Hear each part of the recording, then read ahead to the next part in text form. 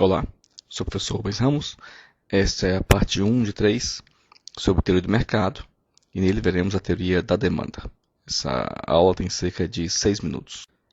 Vamos ver aqui então a curva de demanda, proposta por Cournot pela primeira vez, a forma dessa curva, a função de demanda, a ideia de bens substitutos e complementares, a relação de demanda e bens e de demanda e preferências do consumidor. Cournot, no início do século XIX, propôs a ideia de que a demanda de um artigo varia com seu preço e de modo declinante. Ou seja, quanto maior o preço, menor o consumo, quanto menor o preço, maior a demanda por esse produto. Essa forma então tradicional que conhecemos hoje da curva de demanda vem de Cournot no início do século XIX.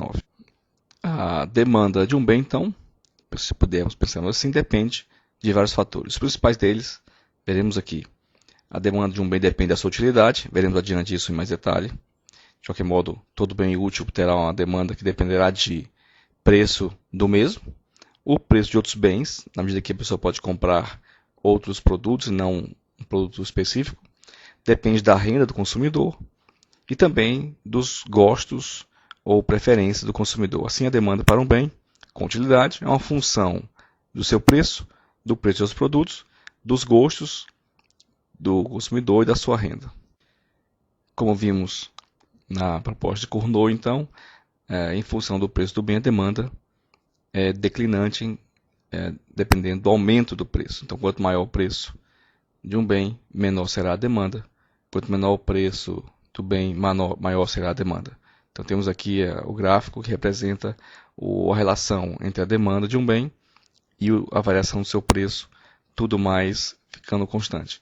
Veremos posteriormente que o preço do produto também depende da utilidade marginal, que é um conceito que veremos adiante.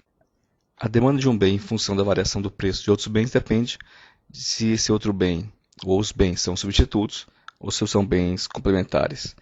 Se são bens substitutos, o aumento do preço do outro bem provoca o aumento da demanda do bem em discussão.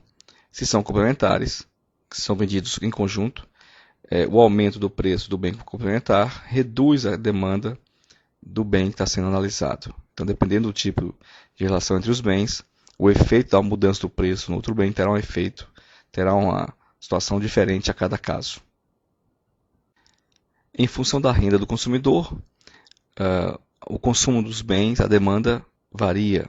Se um bem do tipo chamado normal, ela tende a ter um crescimento alto de demanda em função do aumento da renda, entendendo então a curva assintótica, quanto maior a renda, mas sempre um acréscimo de consumo adicional. Se o bem é do tipo saciado, ele cresce no seu consumo até um certo ponto de renda, a partir daí não há mais aumento de consumo em função da variação da renda.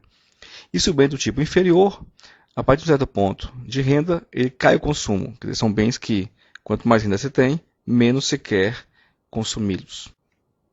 Na curva de demanda, a variação da renda, dados os preços constantes dos produtos, significa a mudança da curva de demanda para a direita, se a renda aumenta, ou seja, aumenta o consumo, ou para a esquerda, se a renda diminui. Então, a mudança da renda promove o deslocamento da curva de demanda ao longo do eixo horizontal. Já a mudança dos gostos, preferências do consumidor, promovem uma mudança na inclinação da curva de demanda, se a preferência aumenta ou a preferência diminui. Então, a mudança de preferência altera o formato, a inclinação da curva de demanda em função dessa mudança.